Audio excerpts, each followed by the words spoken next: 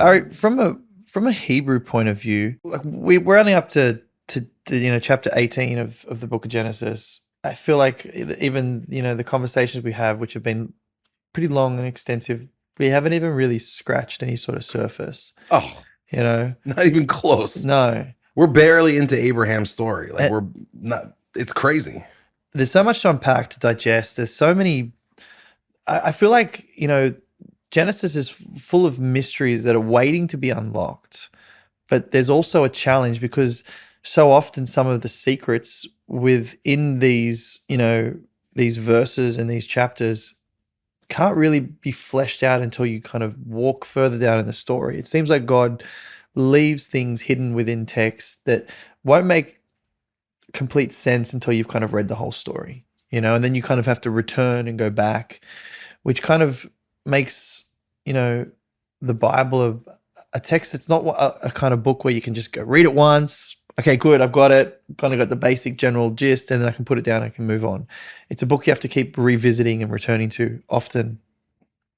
And even with lived experiences, you start seeing the stories of these figures and these characters who are walking with God, wrestling with God, opposed to God. You start your own personal experiences of life and understanding of how life operates in a real world setting almost starts to change your understanding of text from when you read it as a child to then when you read it as a teenager to an adult and even to a mature age person. It's so crucial to figure out the poetics of the Bible, like how the Bible communicates meaning through language. And the challenge is, so, we're talking in English and we're reading the Bible in English often. And the problem with English is that the way that English expresses meaning is that it's got like English comparatively is a huge vocabulary, huge. And the way that, like, think about like any fancy book you've ever read, right? Like, how do we do style well? We use different words for different things, like as many different words as we can work in. That's, being beautifully descriptive.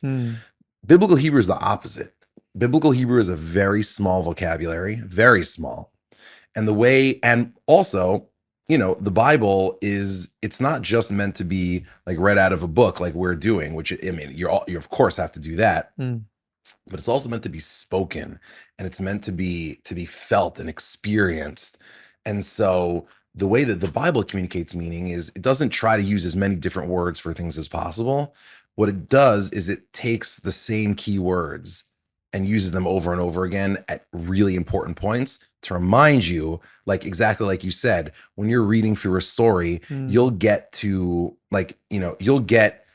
you'll start reading the story of Abraham, and you'll start processing, and then you'll get to the end and you'll be like, wait a minute, that word that's being used at this key moment, that's the same word that was used at another point in the story, or that's the same word that was used all the way back, in the story of Noah. What's the Bible trying to tell me? Or it could be, hey, I actually remember reading this word last time I read through the Bible.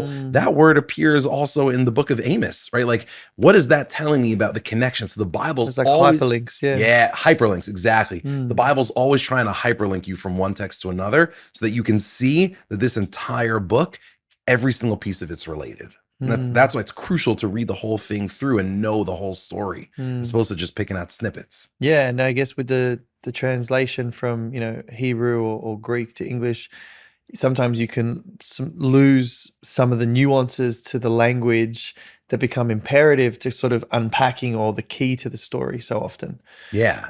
In Parashat Verara. Ferrari? Vayara. There we go. Vayera. I love it. Parashat Vayara. If you're trying to do the Hebrew and you're not, we're in Israel right now, and I'm often referred to as a goyim. Not by me. No, not by you. Not by you. But so often it's, a goy, which I guess is just a translation of like a Gentile or something, a non-Jewish person. Although, ironically, that word actually, when it appears in Genesis, it refers to the children of Jacob as well, that God promises to bless Jacob with a kahal goyim, with a congregation of nations, right? Because it's referring there to each different tribe as its own family unit. So the word goy actually just in biblical Hebrew means nation.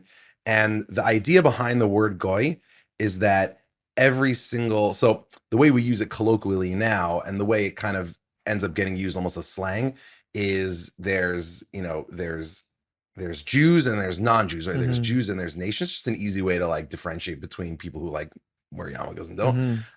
But biblically, what it means is there isn't just, Jews and Goyim who are undifferentiated. There are actually 70 different nations. And Israel is one of the many nations of the world. And each nation has its own unique story. And that story is really important for its moral trajectory and its mission in the world. So like when we talked in previous episodes about chosenness, so the concept of Goy is actually very central to that, in the sense that like people think about the Bible. I mean, think about this thought experiment. People think about the Bible. Like the Bible's the book that it's just the basic blueprint for all of humanity. And so it's this kind of thing that everyone it's like 1 + 1 = 2. It's like reading a math textbook, but it's a spiritual math textbook. So I think to myself, well, could God have given the Bible as we have it to anybody? Right? Could he have given it to like, the ancient people living in ancient India, like along the, or in China along the Ganges? So let's say God had tried to do that. God had just taken this Bible and instead of giving it to, people in ancient Israel, he'd given it to people in ancient wherever, China, India, and had said, so what would be the first question they would have asked? They wouldn't have asked, should we is thou shalt not kill? Is that a good? They would have said is, hold on, I'm reading through this thing and it says that we were slaves in Egypt.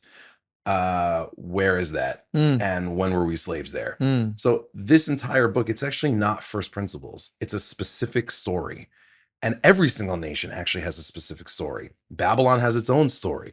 Egypt has its own story.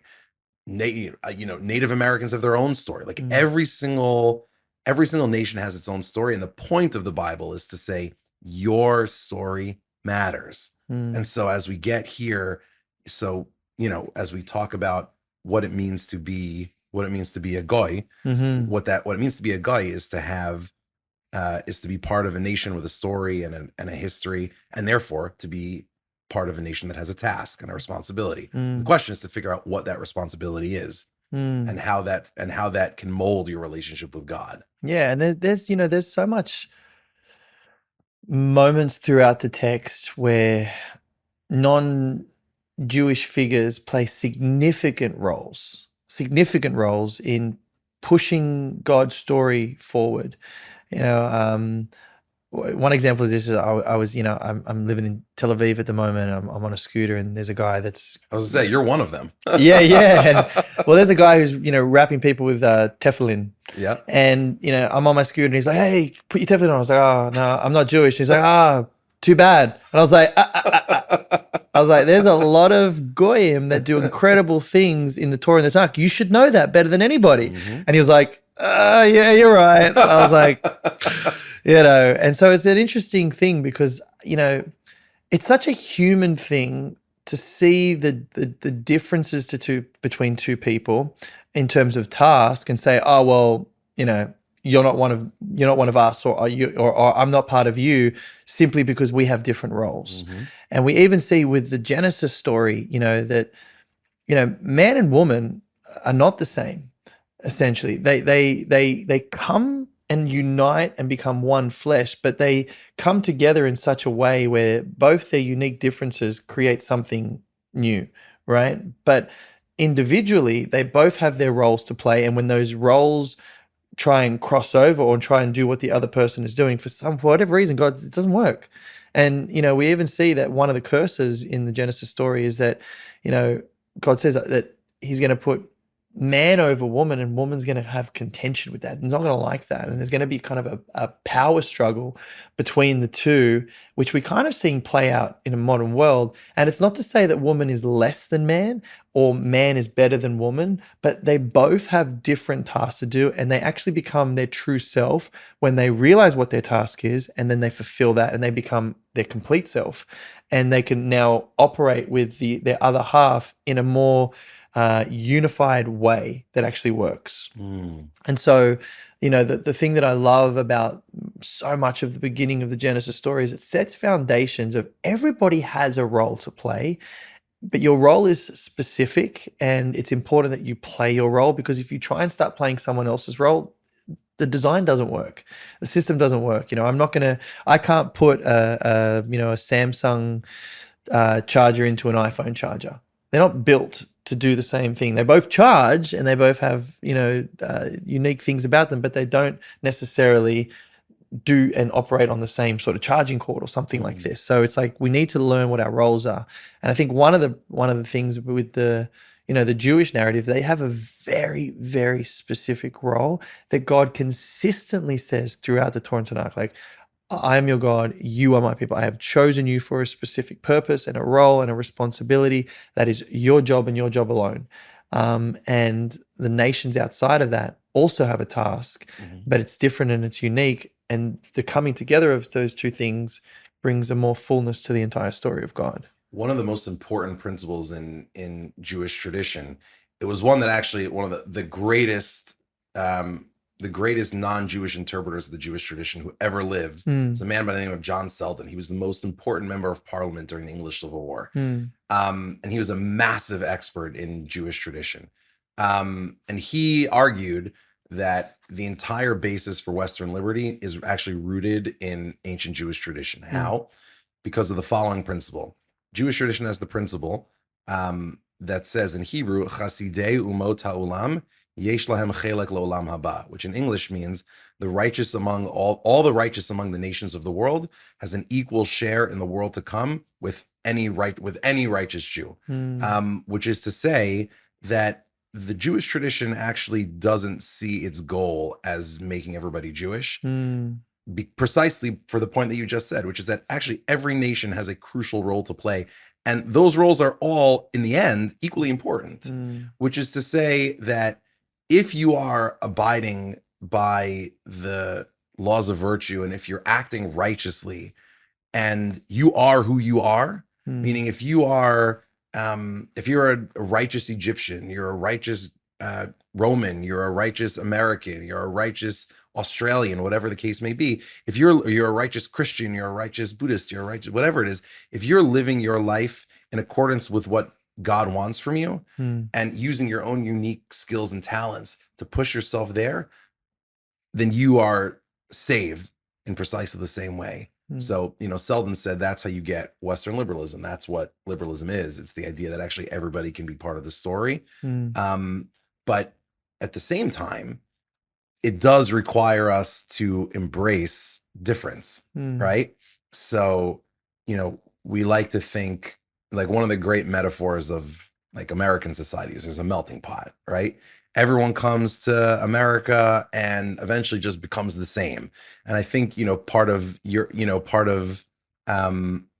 various theories of how to integrate into society in Europe is similar. It's like you come to France and we're all French, right? Or you all have to like abide by this.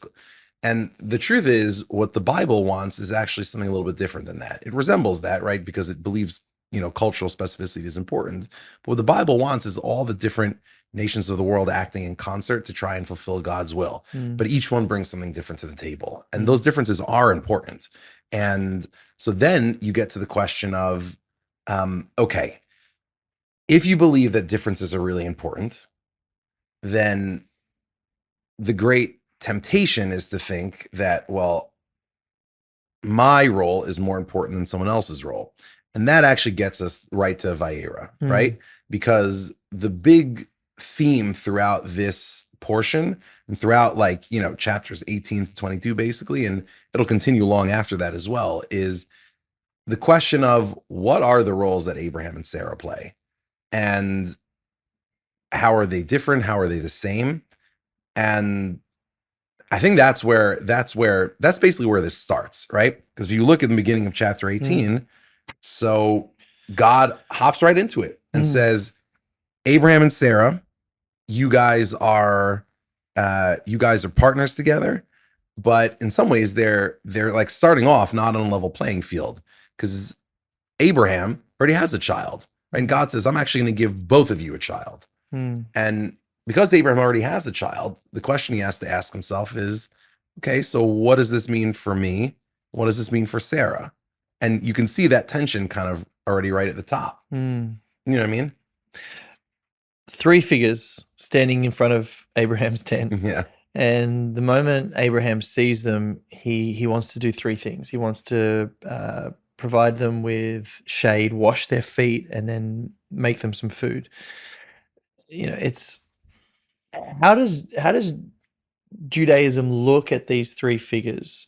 How does it view this idea that it seems it's we see that Adonai appears to Abraham, and then all of a sudden Abraham wants to wash the feet, feed them, and provide them with shade. So it feels very physical.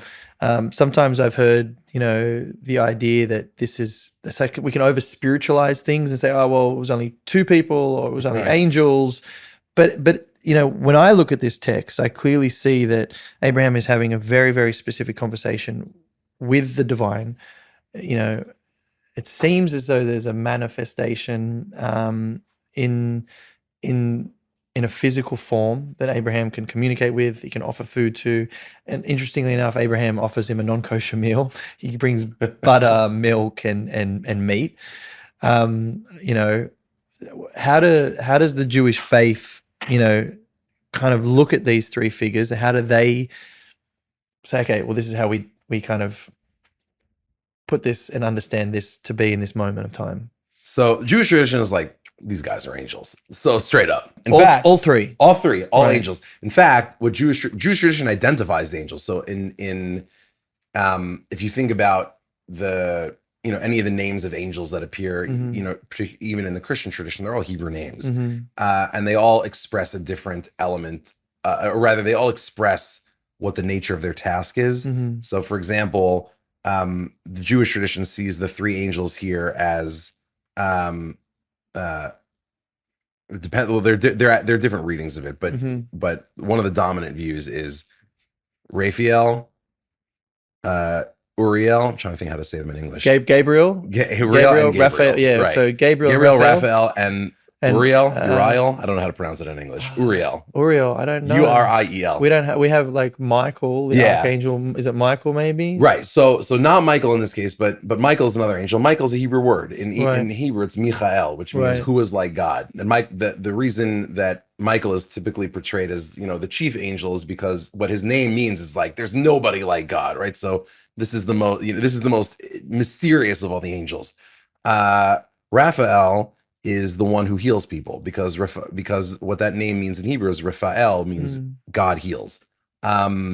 Gabriel is the one who destroys, in Jewish tradition, is the one who destroys Sodom, because what Gabriel means in Hebrew is Gavriel, God is mighty. And Uriel is the one who delivers the good news, is responsible for kind of being God's conduit and delivering the good news to Abraham and Sarah that they're going to have a child, because Uriel in Hebrew means God shines a light, God inspires.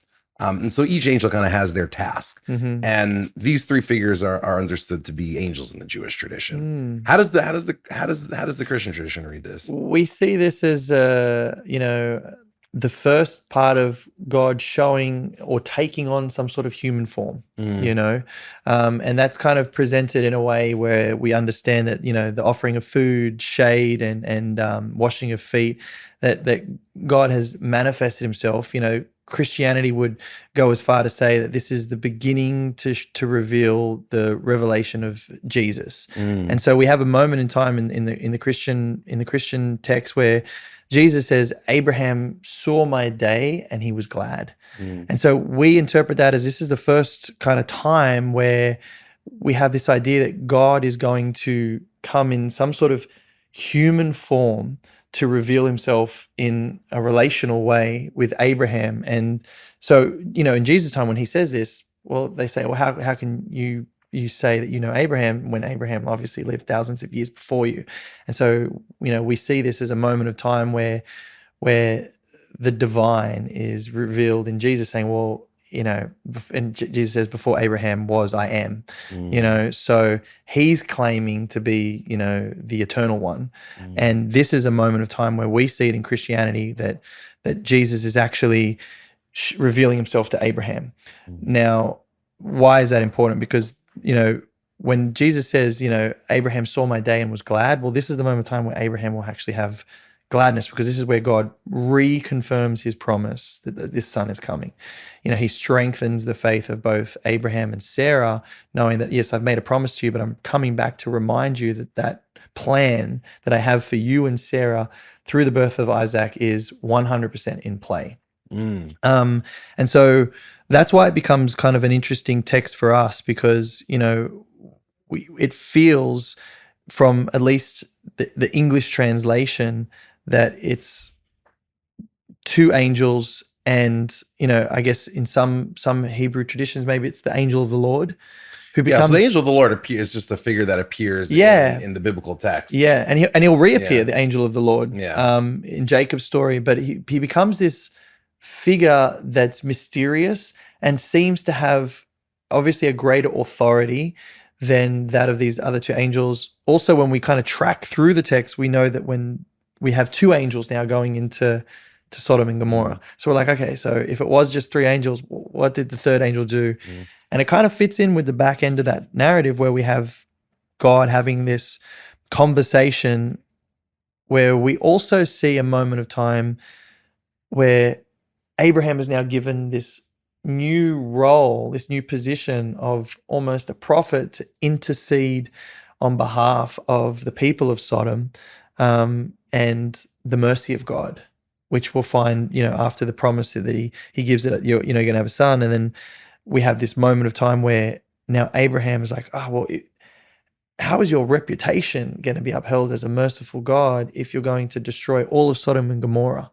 And then we have this sort of back and forth with Abraham, unpacking this idea, well, what happens if there's like 50 righteous people? Surely you wouldn't kill them. And then, we find Abraham maybe thinking for a moment, going, Sodom, 50, let's go 45. What about 30, 30, 30. And then we obviously get down to 10, which again opens up a series of interesting questions. What's amazing about the Bible, and one of the other things I love about it, is it so often leaves the reader with questions to ask, right? Like, why didn't Abraham work all his way down to 1? Right. Why not? Why did he stop at 10? Yeah. Was Abraham confident that surely there's at least 10 good people in Sodom? Surely there's got to be 10, and that's the number I'm confident with. Now we're good, 10.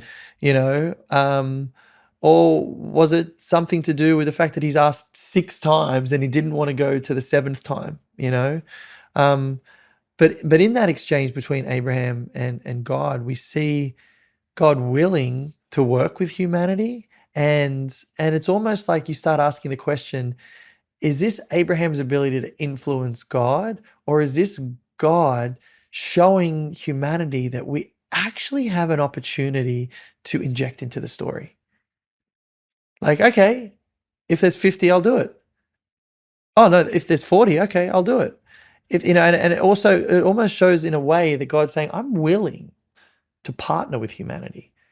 Yes. If you're willing to come alongside with me and know my character, know my nature, and know that, well, it's not like Abraham said, well, you shouldn't destroy any of them.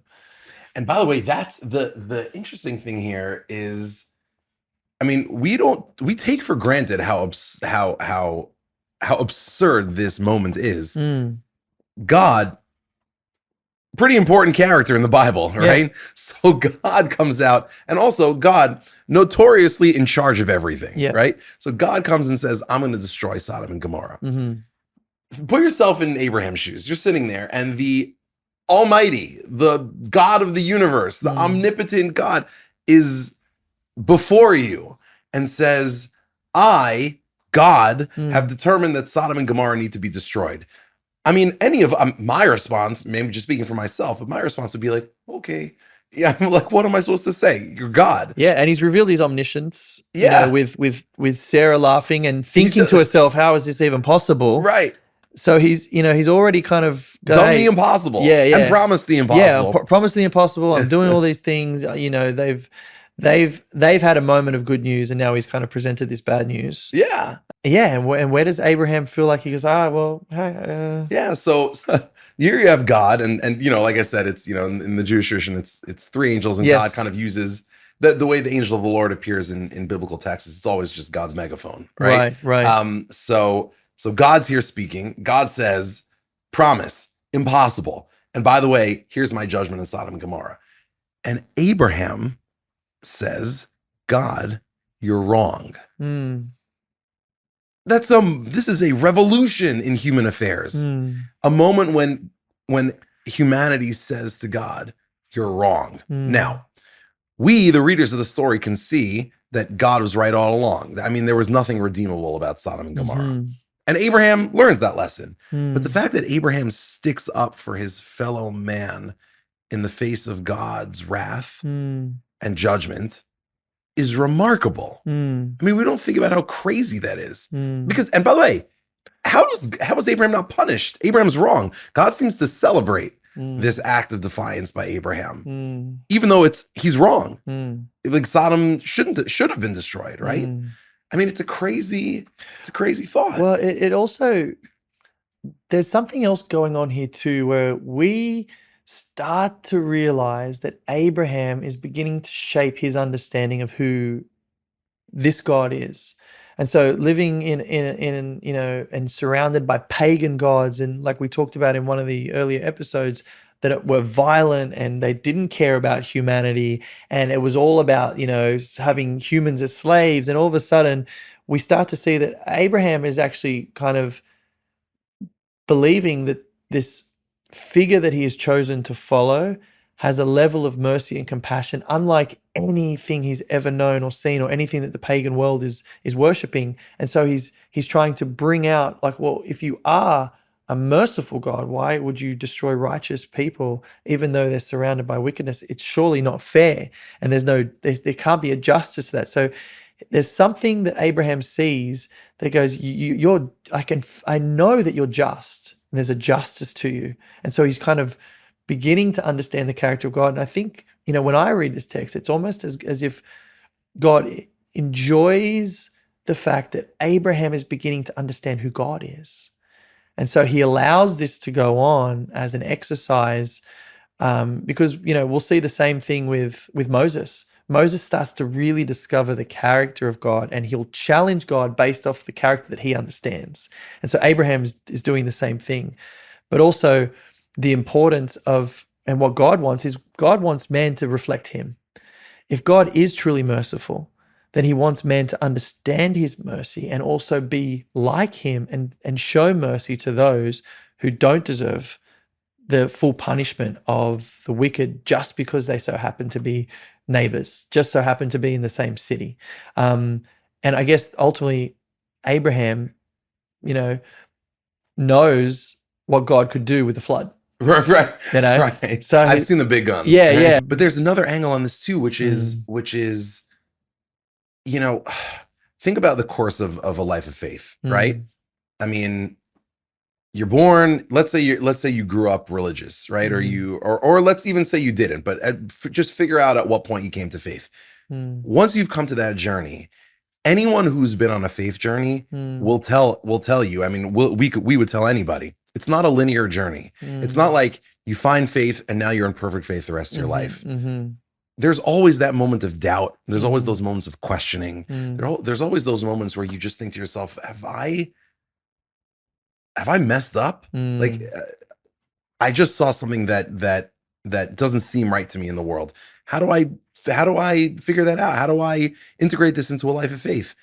And I think the poor advice that believers of various traditions, right, my community, your community, the poor advice that believers are often given is, don't question, just have faith. Like, just be obedient, just submit, and no questions.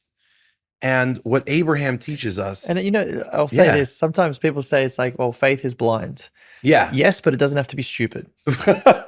Right? Exactly. It doesn't have to be stupid. A blind person will still maybe hold like a stick. Yeah. Right? Because that's the intelligent thing too. That's Because like, I'm questioning. not going to be able to see those stairs. In fact, we went to Jerusalem the other day and I saw a blind person heading to some stairs and he was using a stick and my eyes were glued because I'm like, please see the stairs. And I was in a car, so I couldn't shout out to him or anything, but and the stick saved him, right? Yeah. He was blind, but he was asking questions. Yeah, but he was asking some real questions moving forward. And so I think, look, faith Faith can often be a blind faith, but it doesn't have to be a stupid faith. Exactly. And like you say, asking those questions and not just taking things at face value. I don't think that's the God that we don't believe in a God that just says, just take it as it is and don't ask questions. I think God is actually open to dialogue, and this moment in time with Abraham is a dialogue that God is very, very open to, and also it presents another idea that we see that Abraham has this unique fellowship with the divine, the Creator, and that unique fellowship enters Abraham into a unique revelation of what God is going to do. So God reveals something to Abraham because of the unique friendship that they have.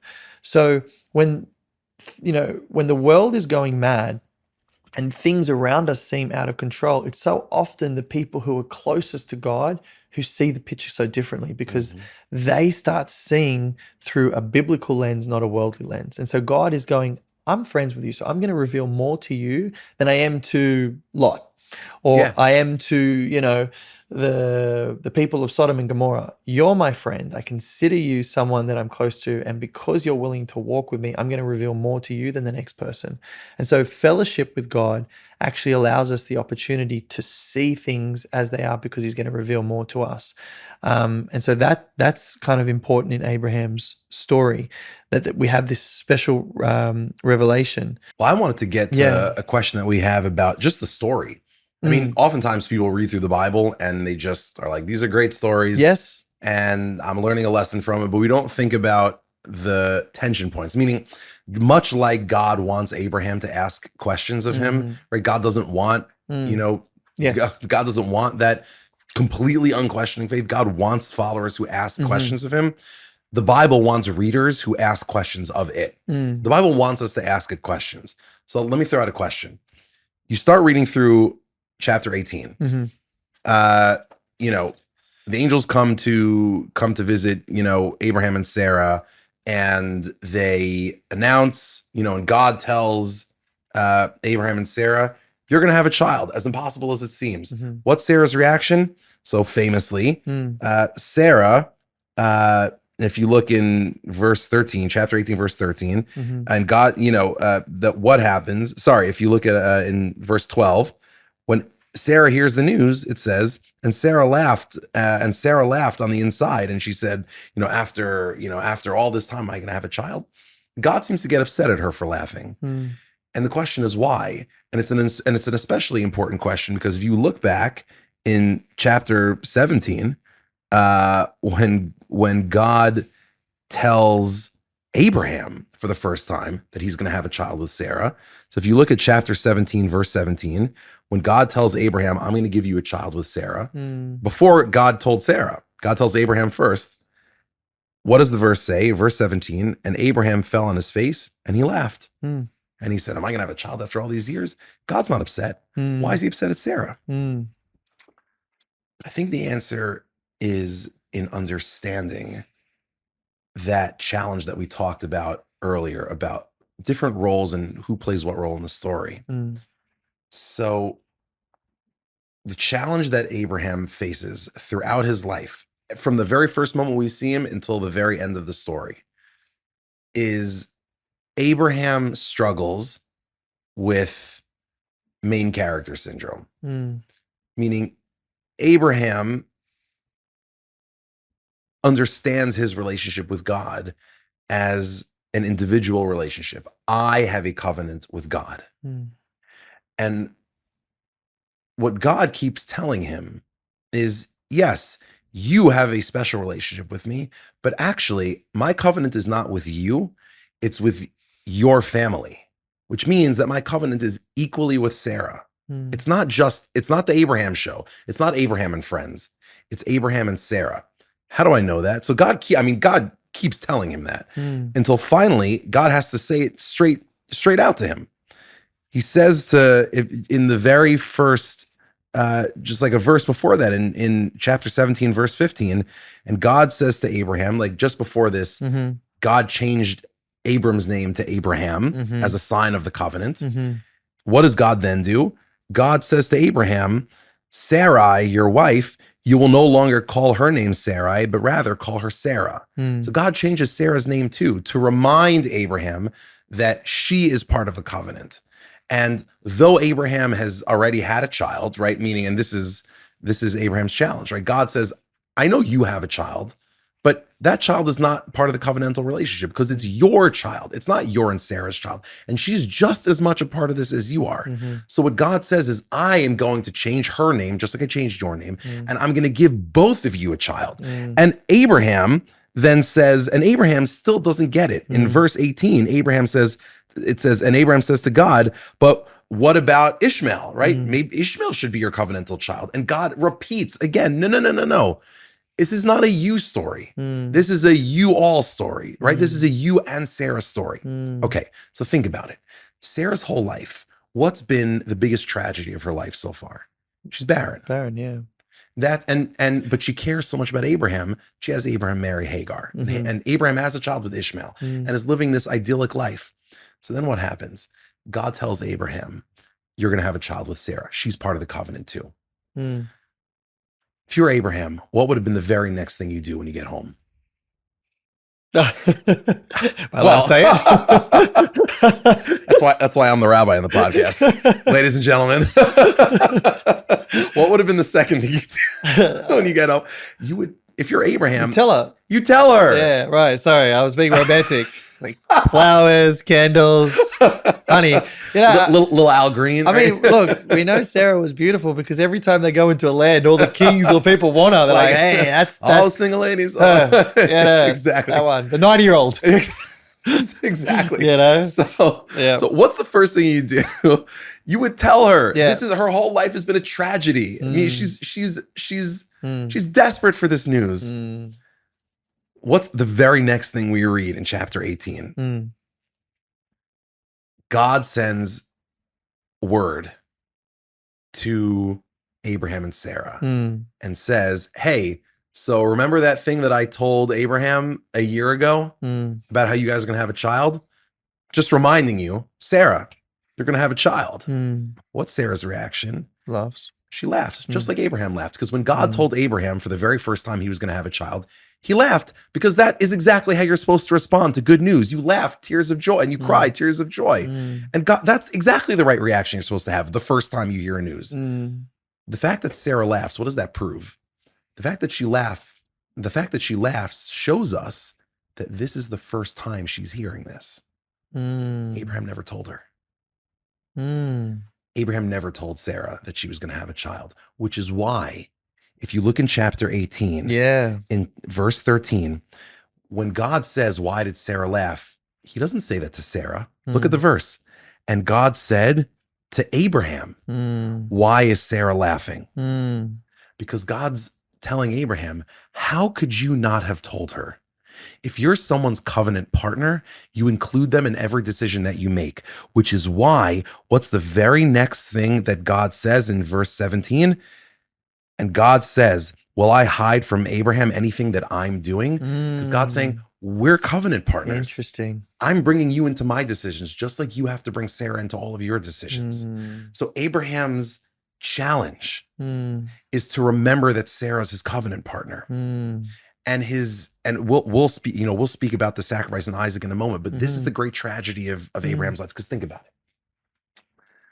When God tells Abraham to sacrifice Isaac, so it's a heroic act of faith, and it is a genuinely, it's something that I think about all the time. It's the most heroic act of faith in the Bible. Abraham is willing to sacrifice his son, and on Isaac's part, it's also a heroic act of faith. Isaac is a willing victim. He's willing to sacrifice himself to God. I mean, even there's a famous Hebrew poem by one of the great Israeli poets, Yehuda Amichai, where he says the real hero of the binding of Isaac is actually the ram, because he's the only one who didn't go home, right? So everyone is a part of this story. Who's the only person who is not included in that story? Sarah.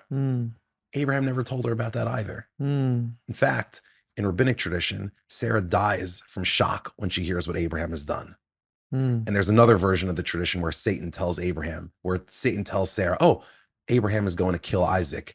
And then she's so stricken with dread that she dies. And then as she's dying, he goes, oh, but he saved him, right? Didn't kill him in the end.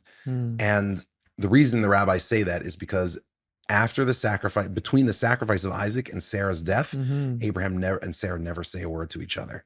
The very next thing we hear about Sarah after the binding of Isaac is she dies. Yeah. Now the Bible tells us something very, very important in that moment. If you look in the very first verse, the very second verse of chapter 23, verse 2, it says that Sarah died in Kiryat Arba, which is the city of Hebron in the land of Canaan. And Abraham comes to eulogize Sarah. And then the Hebrew says, v'liv kota, to cry for her. He's the only person in all of the Bible whom the Bible describes as crying over the death of a spouse. The only one in the entire Bible. Why does Abraham cry? The reason is because his entire life, God was trying to teach Abraham, Sarah's your partner, Sarah's your partner. And he never quite gets it. And when he embarks on the ultimate journey of faith to sacrifice his only son, which is an act of submission that will reverberate throughout history, he doesn't include Sarah. And then imagine the scene. Abraham comes home with Isaac, flush with triumph from having just experienced God at his most sublime. And he's holding Isaac's hand, and they walk in the door about to debrief what they've experienced. And there's Sarah dead on the floor. And Abraham realizes, I've lost my chance. I'm never going to have my partner back. And I never fully appreciated what she was to me. And so when he sees her dead on the floor, he bursts out into tears because he knows he's missed his chance. And the story of this entire stretch of Vayera is remembering that there actually is no such thing as an individual unconnected relationship with God. I mean, that's an important part of the relationship with God, is my personal relationship to my creator. But every single one of us lives in a community of faith. Like all of us our destinies are all bound together because we're all ultimately working towards redemption, towards the salvation of the world. And so we have to remember we're part of this together. There actually is no, like Kierkegaard called Abraham the knight of faith, right? And it's a beautiful turn of phrase, but it's also misleading, right? A knight is like, your one gallant hero who charges into battle alone on a horse. But that's exactly what Abraham wasn't supposed to be. God didn't want Abraham to be a knight of faith. God wanted Abraham to be a leader in a community of faith. And that's the lesson of Abraham. Yeah, like a father of faith, a husband of faith. Exactly. It's father of faith means part of a family. Yeah, exactly. There's no individual idea of a father. The automatic idea and association of a father is that you have a son. Yeah. So there's relation. It's the other thing as I want to go back to the destruction of Sodom and Gomorrah just quickly and kind of visit that before we move into the binding up of Isaac. And there's a couple of little moments there I also think are interesting. So often people say, why does God allow wickedness? Right? Like, how can, if God's so good, like, why doesn't he just like get rid of wickedness? I always find it interesting with stories like Sodom and Gomorrah, the flood, when God does intervene in such a powerful way. We're like, could he do that? That's not nice. Why did you do? What about the innocent people there? Right. And so it's an interesting like dilemma that people have because people often say, well, why does God allow wickedness? And I go, okay, well, if he was to remove wickedness and it included you, would you still be okay with it? Yeah, exactly. Because that would probably be, the outline of removing wickedness, which is us so often. And even, Abraham's over assumption possibly that there's at least 10 good people in Sodom. Like, yes, it's a horrible, wicked, destructive city that probably deserves some sort of level of punishment, but there's surely 10, and I think like as angels come down and destroy Sodom and Gomorrah, you kind of have that moment where you're like, guess there wasn't. Guess we couldn't even get 10 solid guys or people, in that city. And what we see in Sodom and Gomorrah is, human depravity. They want to gang rape these two angels. And we even see Lot kind of falling victim to a city that now, in some shape or form, we get a sense that he's not only a member of this city, but he's in some sort of position of influence in the city, because we find him sitting at the gate at the beginning of the story, which is usually where like the judge sits or the leader sits. Yes. Yeah. Well, how do you read the character of Lot? In the Christian tradition, just purely because of there's one verse in Peter's second letter where he says, Lot was righteous. And that's a hard one, because you look at the circumstances of his life and you kind of struggle to see any righteousness. But I think that's actually what's really, really important about Lot's story from an analytical point of view. You go, oh, maybe Lot was a righteous figure, but because of the choices that he made and the things that he allowed to surround him, his story is muddy and broken. And it's like, I think that kind of hits its epoch with his daughters feeling the need to sleep with their own father, which even in ancient traditions would have been considered like, oh, like, that's kind of like, right. You've really like, not great, Bob. Yeah, there's not many ancient cultures that would be like, yeah, that's great. that's totally fine. And so I think the lesson we learn from Lot is that, like, yeah, you could be a righteous person, but if you think that your righteousness as an individual is going to be able to not be influenced by your immediate surroundings and impact the future of your children, you're heavily mistaken. And so instead, it's like, again, we see this salvation method of God saying, yes, I see the wickedness of the city. Yes, it needs to be destroyed. And I'm always providing an avenue for salvation, but it's pulling you out. And you're not going to do it. Yeah. If I left Lot to save himself, guess what? No, he's not. He's actually going to put himself in a position of authority in the city, and even be willing to allow horrible things to happen to his daughters to appease the people in Sodom, where he's like, oh, look, it's my responsibility to protect my guests. So in exchange of you not gang raping these two men, how about I just give you my daughters? Right, exactly. Is that okay? Which is, every father should be like, no, Lot. But we see that he's been so pushed down into a position of submission by the wickedness of his own city that he's kind of becomes the victim of the whole story. And of course, his daughters, prove the point that, you can take Lot's daughters out of Sodom, but you can't take Sodom out of his daughters. And so they've been influenced by his bad choices. So, I think, yeah, sure, Lot might have been a righteous figure, but his surroundings will ultimately tell the story that he's going to be and the figure that he's going to play in this biblical narrative. There's such an interesting ambiguity, with Lot in that respect, which is Lot represents, I think, a man of the world. Yes, he is. And the question is, what does that mean? Right. So I think people aspire to be a man of the world. And oftentimes we talk about the virtue of virtue untested is virtue untrue. You got to put yourself, the real world's going to come for you eventually. You got to put yourself in positions where your faith actually is going to be tested. that is important.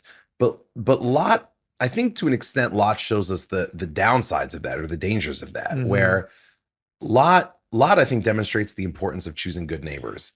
And it's in a way, it's similar to Abraham. It just continues to emphasize the point of you can't be on an island. Yeah. And so, or even just choosing good environments as well. When, right.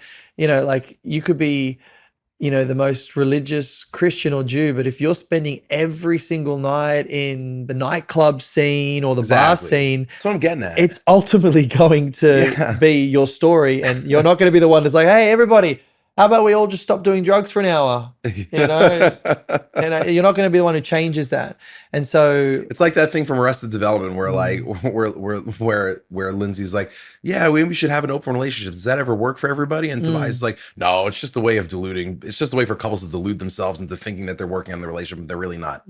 But it might work for us, right? It's like, yeah, you're going to be the one who solves the nightclub problem, right? Yeah, you're the one who's going to go in there and convince everybody of the existence of God. Yeah, exactly. It's like the depths and dark places of our society. Right, exactly. Yeah. Maybe you're the one who figured out how to rescue the whole nightclub, but odds are you're not. And so the question that we have to ask ourselves is, how do I avoid putting myself in Lot situations? Mhm. Now, it doesn't mean that you can't be, you know, a person of the world. Abraham's a person of the world. Mm. Abraham's out there amongst kings and princes and pagans, and he's making good decisions. Yeah.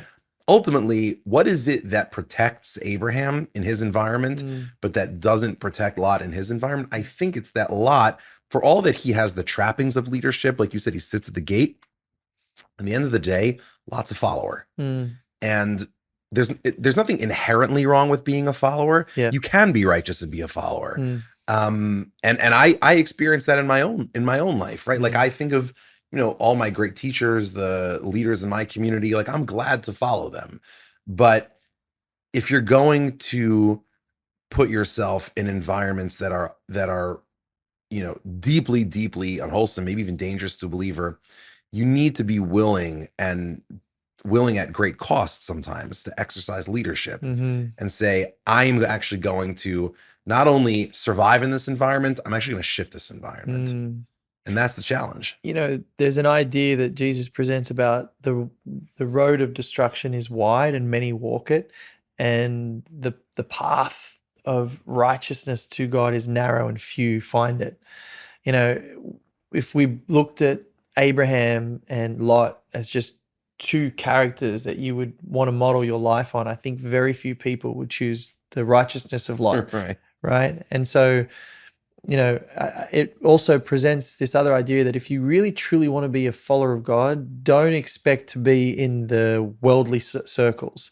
Don't expect to find yourself in places where many people who are distant and separate from God dwell and congregate. It's almost like, you know, Psalm 1, you know, you're not the one who chooses to sit in the seat of scoffers or surround yourself with sinners. You're the one who actually says, I'm actually going to do the opposite of what the world says is okay and fine and normal and acceptable, and separate myself from this world, sanctify myself and be apart, which is what God is doing in this entire story, saying, okay, I'm separating, I'm dividing, I'm giving you a choice of two. There's two roads, there's two foundations. You're going to be able to choose between this road or that road, but those two paths are completely different. One comes with a blessing the world won't understand, and the other one comes with an ultimate curse, which is the destruction of a city or destruction of a people because of their wickedness. And so over and over again, we get to the reality. It was like, I really do get to choose what road I walk.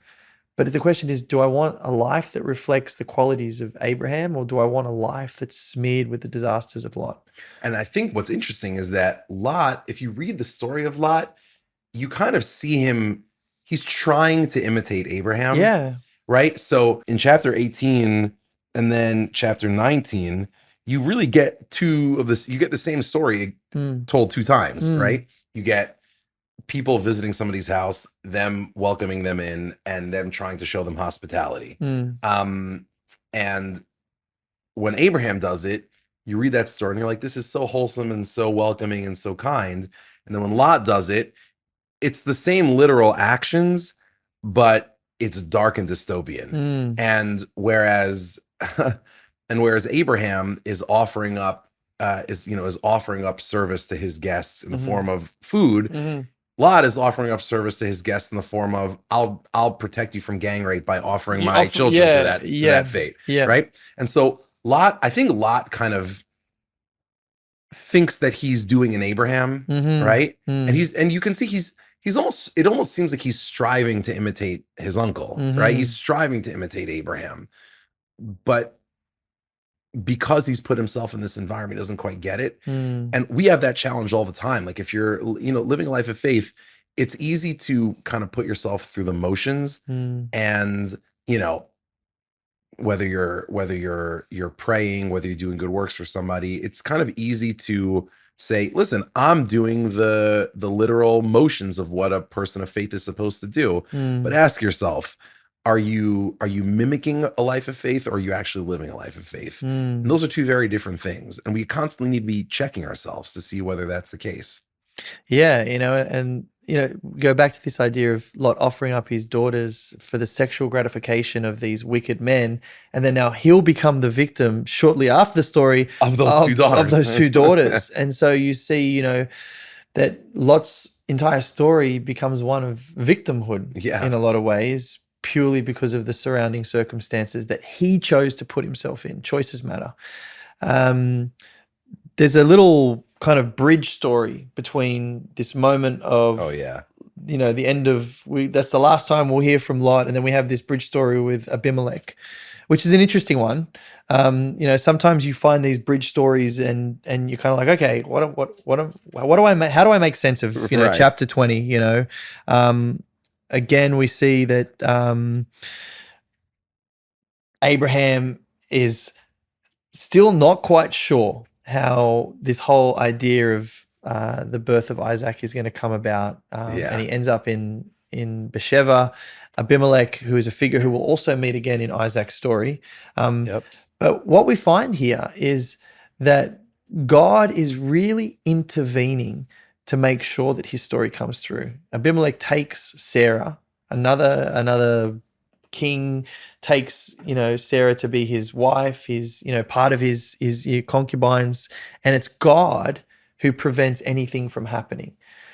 And so I think, this little moment before the birth of Isaac is a powerful one, because God is really, even though Abraham's faith is not quite there, God is being faithful to the promise he has for Sarah and Abraham. So, he comes and tells them, it's going to be you, Abraham and Sarah, who's going to bring about this son. And then we have this kind of story between Abimelech where, oh no, if he sleeps with her, then that's going to be another disaster. And it's actually God who intervenes to make sure the story propels its way through to the birth of this promised son.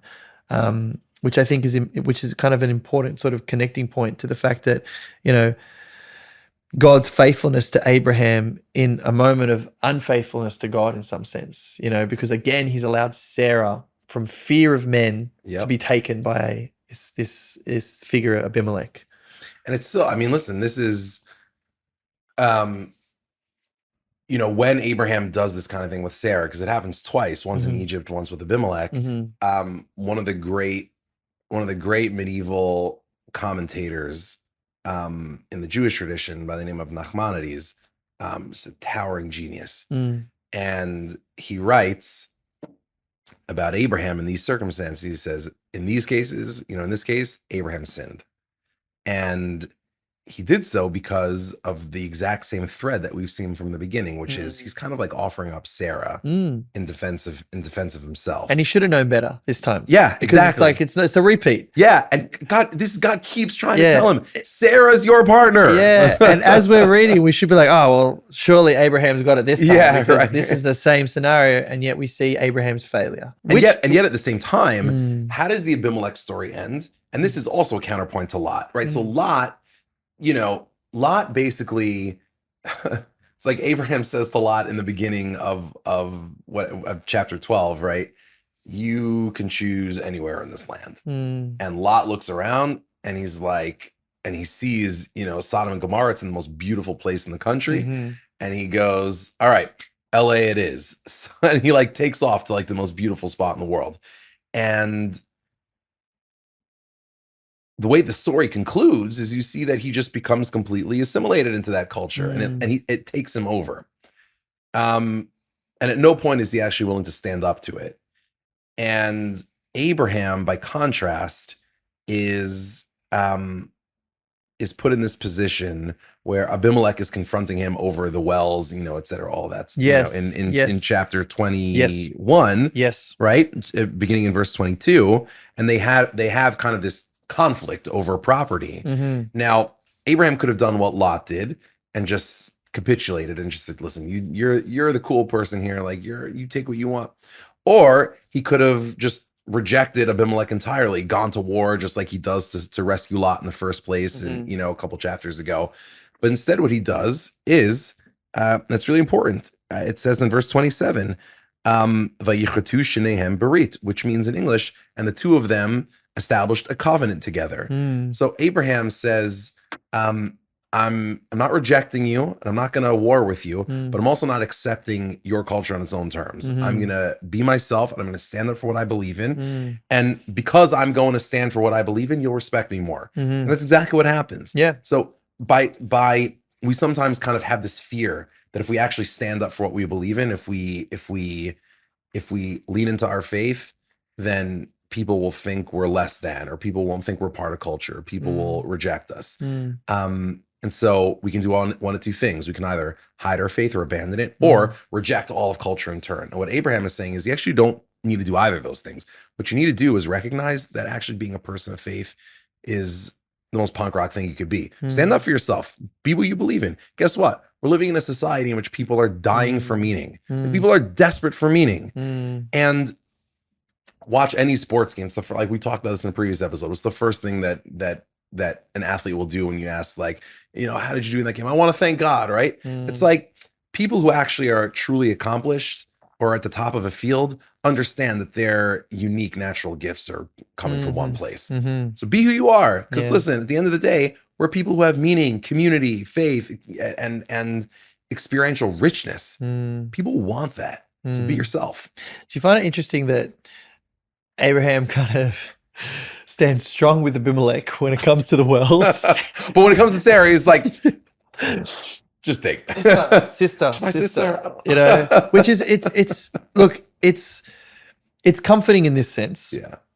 We see how deeply God intervenes in these stories. Chapter 21, it opens with when it says that Adonai visited Sarah just as he said, and Adonai did for Sarah just as he had spoken. We again, I've spoken about this before, we're tracking Abraham and we go, oh, Abraham. And sometimes we romanticize Abraham as like, man, you're the father of faith. You're the one who followed God. God said go and you went. And time again, we see these shortfalls and failings and moments where Abraham doesn't quite live up to it, and yet it's God. And God keeps trying to pan the camera back to Sarah. All these things. And it's God who's constantly bridging the gap of human failure to see the plan. Yeah. And Abraham's story is a perfect example of that. Why is that important to us? Because we could easily, you and I right now, go, oh, Abraham. God said. He said, and you didn't believe him. And then you make all these foolish, stupid little mistakes, and God comes in and he solves your problem. Surely by now you've got it. Even when the story repeats itself, you have a test where it's like, it's the same thing as Egypt. God was there, he fixed, and you didn't. And we look at Abraham with these judgmental eyes until we stop and look at our own lives and go, oh, I'm so much like Abraham. Right. If only I would make the same mistake only 2 times. Right. You know what I mean? Right. And I would trade for that in a minute. Yeah. And I keep doing what I know, what is wrong for me. And I keep understanding God's promises. And I'm the one who keeps falling short. And yet he's the one who keeps supplying this unexhausting level of patience and grace in my mess of life to sort of pull me into relationship with him. Even though I know I want it, I'm kind of like, it's like, God, grab me, I'm going to make it. And it's like, I'm making it so hard for him. And yet his faithfulness seems to shine through this story, but we miss it because we sometimes just go, oh, Abraham. It's like, and again, it's like, wow, look at everything God is doing to make sure that this promised son that he had spoken, that he had said would happen, would be exactly how it would be on the appointed time that he said it would happen. God's plan, God's story will not be jeopardized even by our own failure, even though he is partnering with us. And that is a powerful thing in this story where we're like, oh, God, you really are driving a story. And even despite my failings, you still win. You still achieve what you set out to achieve despite us, which I think is an amazing moment.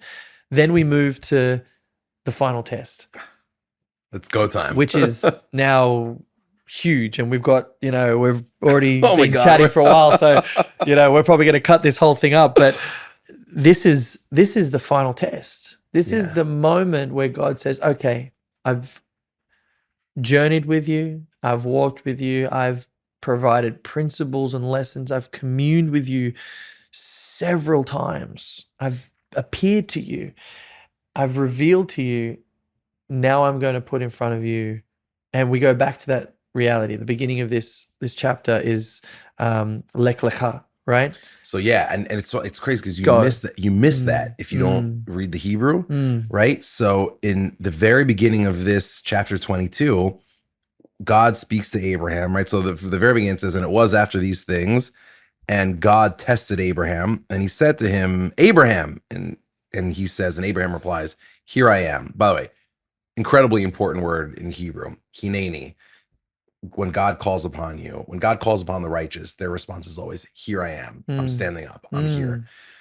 And then what does God say? Yeah, what was Hineni? How do you add color to that word, Hineni? Yeah. Hineni it's a contraction. So it's kind of two words in one. It's hine ani. It's behold, it is I. And it is when a person stands up and takes responsibility for their situation. Because we'll hear Jacob say this as well. Oh, this word is going to come back multiple times throughout the Bible. It is always at that crucial moment when God calls a person to a task. If that person is ready, that person stands up, or whether they're ready or not, but if that person is willing, that person stands up and says, Hineni. Hineni has become the great biblical call to action throughout history. It's almost a mindset. It's a Hineni mindset.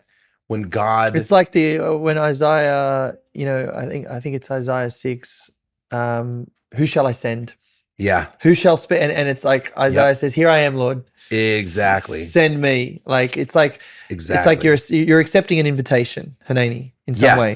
Yeah. That's exactly it. Trying to find it here. But I think it's Isaiah 6. I think you're right, actually. 5, maybe. And what's the lesson, guys? Know your Bible. Yeah, exactly. Exactly. Know your chapters, know your verses. Exactly. But that's it. When God calls Isaiah, he answers Hineni. Oh, he does. Hineni. When God calls Samuel, I believe Samuel says Hineni. Yeah. When God calls Abraham, he says Hineni. It's always that moment. And when we see that in text, and if you're an English speaker and you go and study some of the Hebrew, if you see that in text, that Hineni, it's like this is a moment. Pay attention now. When God calls, this is the Hineni statement is almost like, hey, something important is about to unfold. There's a calling, there's an invitation, there's going to be a choice that's going to be put in front of you. We look at Abraham in the beginning where God says, go, leave your father's house, your relatives, and your land to a place that I'm going to lead you to. There's a connection between these two things because God is going to again call Abraham to go. The first time God calls him, he's saying, leave your past. Leave what you have now, your father's house, your relatives, this land that you think is where you've come from. Leave that. And now God's asking for Abraham to leave his future, because Isaac represents his future. And it was the same language, right? That's what God says. Take your child, the only one that you love, v'lech lecha, and go, which is the same words that God said to Abraham all the way back in chapter 12, the very first words he ever spoke to him, go. And I love what you're saying. Then it was leave your past. Now it's leave your future. Now that's massive. Yeah. Because leaving your past it's an easier choice than giving up your future. Yeah. And every college student is like, yeah, I'll leave my past behind. Yeah, I'm done. My past was messy anyway, so I'm happy to leave it. But the question is, and this is Abraham, considered the father of faith, is now being given the greatest test of faith. And it comes down to this: what do you love more, the gift or the gift giver? Because that's what it is. God gave the gift of Isaac to Abraham and Sarah. But now the question is, what's more important to you, the gift or the gift giver? And so the test will be put before Abraham. And when we read the text, we get a sense of no hesitation this time. It doesn't seem like Abraham has a doubt, or even what we talked about. It doesn't even talk to Sarah about this. It seems like, okay, Mount Moriah, that's where I'm going to have to go. And it's an instant move to to this pivotal mountain, which, for those who continue to track the biblical narrative, will become the place ultimately where King David will purchase land, Solomon will build a temple, and the presence of God will dwell in the first temple in the city where God says, this is where my name is going to elevate out into the nations. So already we see the making of this pivotal moment for Abraham, where is he going to sacrifice his son? The question that always comes up here is, what kind of test is this? Child sacrifice is evil. The Bible says that, right? The Bible condemns child sacrifice. Yes. And so if you think about it that way, it seems like there are only two ways to think about Abraham's tests, and both of them are unsatisfying. One is either God wanted to see if Abraham would do something incredibly evil in his name, which is an unsatisfying thing, or, and this is what the famous philosopher Immanuel Kant says, that really this actually wasn't a test at all, because if Abraham truly believed in God, he would have known that God is good, and God would never ever ask him to kill his own child. So Abraham knew, notwithstanding what God had told him, that if God was really God, in the end he would never actually have him kill Isaac. So he would never have to go through with it. But if that's true, it's not really a test, right? So I think the answer is, we got to understand the world in which this test was given. So Abraham's living in a world not only of child sacrifice, although he is living we know archaeologically he's living in a world of child sacrifice. But he's also living in a world of power, in which the father of each clan, and we know this from Babylonian sources, from Canaanite sources, and by the way, this was true in the Roman world as well, in the ancient Greek world, the father owned the family. And I don't mean that metaphorically. I mean that literally. The father could sell his children into slavery. The father could kill his children and sacrifice them. Was no issue. Literally, exactly. Completely owned everything. Yeah. So the father was kind of and this was the metaphor that all of these ancient cultures used, was each father within his own house was like an emperor, and each emperor was like a god. So each father was a god. And what Abraham is asked here by God is, do you think you own your family? I own your family. And you're all my children. So you need to surrender that role of God, that role of overlord. And the question that God has for Abraham is, at the end of the day, is, yes, you left your land. Yes, you left your idols behind. Yes, you left your culture. But are you willing to surrender that bit of self-control that we all want to keep in our lives, like that sense that we're really the masters of everything that's happening? Are you willing to surrender to fate? And not to fate, are you willing to surrender to God's control of the world? And on the one hand, the answer is yes, right? Abraham is willing to go all the way. Abraham's willing to say, I'm actually not an ancient Near Eastern father. I'm actually a servant of God, and that's my primary identity.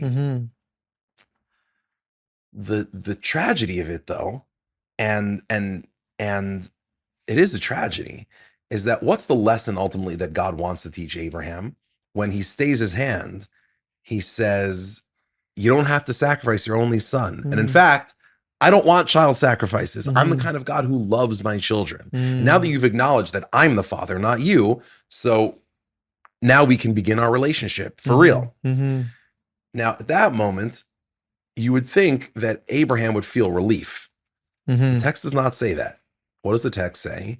The text says that what Abraham wants to do next is sacrifice an animal. He's like, I need to sacrifice something. Came here for a sacrifice. I need to sacrifice something. Abraham is in God worship mode. And the tragedy is that Isaac sees this, and their relationship is never the same. How do I know? Abraham never says another word to Isaac, and Isaac never says another word to Abraham in the entire rest of the Bible. Their relationship's never the same after this. And the question we have to sometimes ask ourselves is, what is the cost of faith? And how do we make sure that that cost can be borne by our loved ones? And I don't pretend to have the answer to this. I don't pretend they have the answer to this, because at the end of the day, we need Abraham's. We can't have faith without it. There is no faith without the father of faith, right? There is no faith without Abraham. And Abraham, in a way, is what legitimizes our beliefs, right? Like, we believe because we know that our progenitor Abraham was willing to go all the way. But at the same time, it's actually okay to be an Isaac. It's okay to say, actually, I need that. I need my parents' love. And I actually want to have a family. And you can see that this affects Isaac. Like, when we talk in the next episode and the episode after that, Isaac's struggle throughout his life is actually to just build a family, and to build a family that has love in it. And he struggles with it. And so that it's a question to wrestle with. Yeah. How does faith affect our relationships, and how do we make sure we keep the people around us safe, even as we are and must walk that path of faith? There's also something that I find, we begin with Abraham's story, and, in the earlier episode in chapter 12, when we were talking about Abraham not following the details or not understanding the details of God, led to some pretty heavy consequences later on, bringing Lot with him when he was instructed to leave all his relatives. We see that, God said that he was going to, bring about an heir to Abraham. They were going to have a son, and, Abraham doesn't see that necessarily having to be through his partner Sarah. He goes on down that road with Hagar, and they create more problems for themselves. He's missing the details. When we get to chapter 22 and we see Abraham defiant and going straight to this what seems to be completely against the God that he's been following, now requiring a human sacrifice, like the pagan gods around him, he doesn't question it. And I think sometimes it's a good point. It's these little details. Yeah. So here we see this when he's with with the servants. We're in 22. Yeah. And Abraham they're making their way. And God says to his servants, so it says, so Abraham got up early in the morning, saddled his donkey, and took 2 of his young men with him and Isaac his son. He split wood for the burnt offering and got up and went to the place which God had told him to go. On the 3rd day, which is always a pivotal moment, the 3rd day is always like God's story. Something's changed. There's going to be something happening. Abraham lifted up his eyes and he saw the place from a distance. Abraham said to his young men, the servants that come with him, sit yourselves down here with the donkey. As for me and the young man, we'll go over there, worship, and return to you. Here's what's powerful.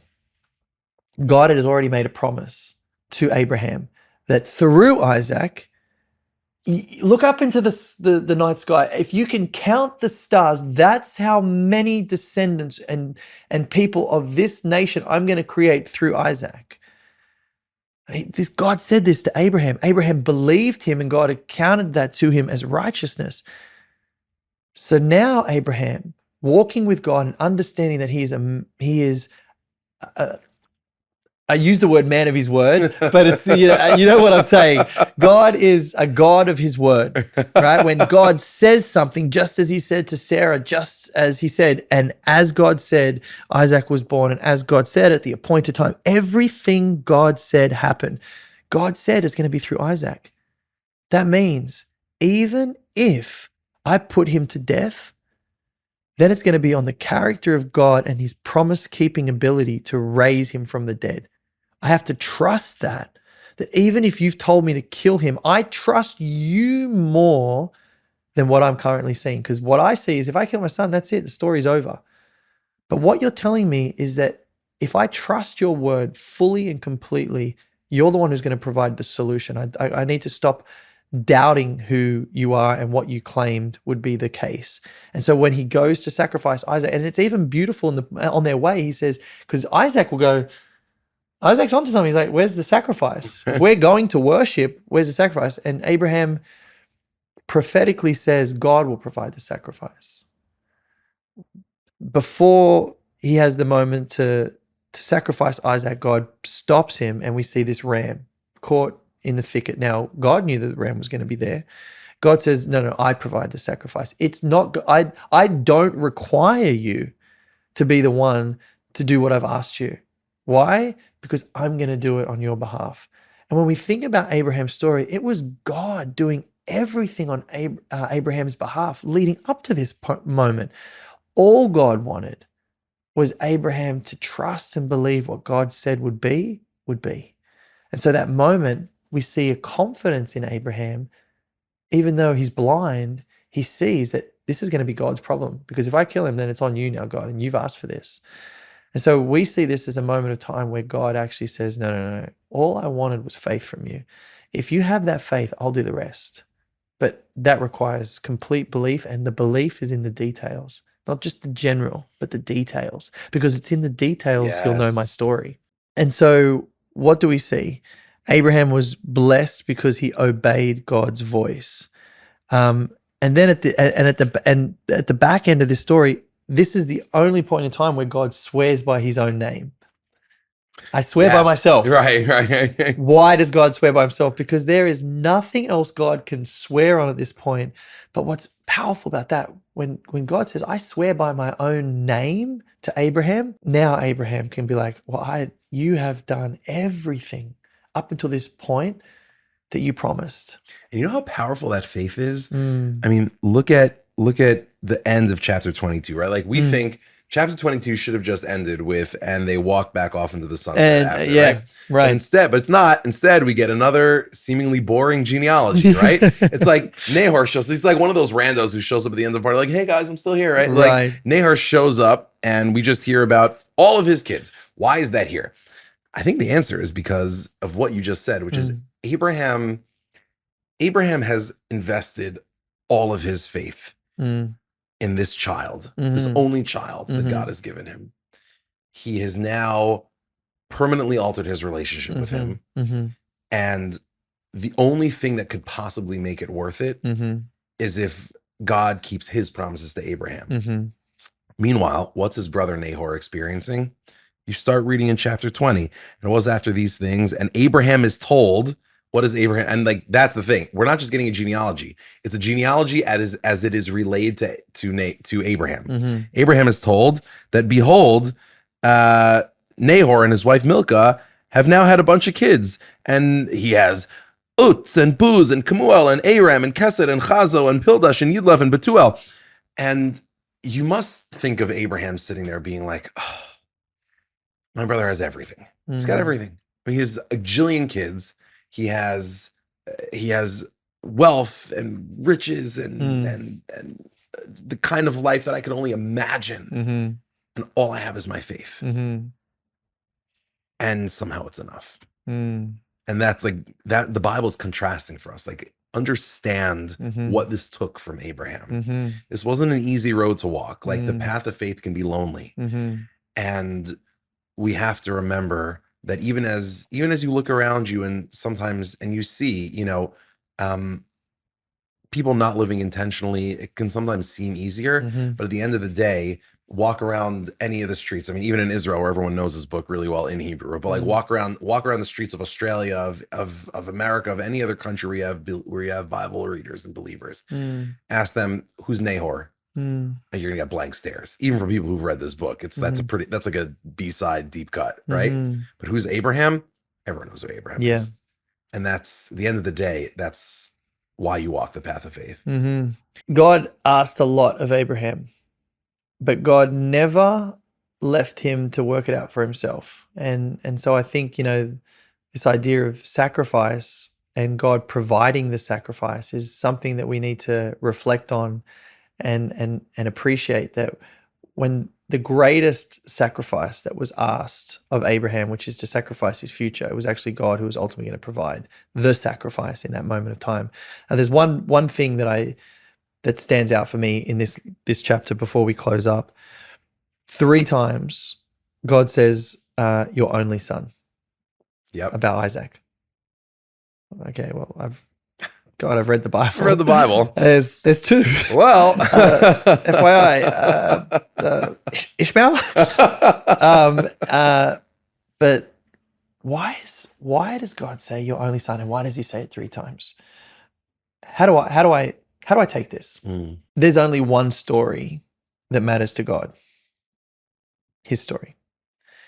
There is other things going on, and there is other characters and other figures, but at the end of the day, we don't open up this text to learn about anything but who God is. The goal of this book is to drive me into God's story, not my own. And so when I open up this text, I don't expect to see, and Nathaniel, even though there is a disciple called Nathaniel, so maybe that's a bad example, but okay. But I don't look to say Nathaniel Buzolic did X, Y, and Z. I don't come here looking for my own life story. I come here looking for God's story. God's story with Abraham was all about the coming of a promised son. A promise made and a promise kept. And that is the story. Your only son is the only son I see because that's the story that I had intended for you from the beginning. You failed, my faithfulness prevailed, and I saw that through. And now you need to understand wherever you go, it's my story, because my story is going to be the story that ultimately is going to change who you are and who you see that I am.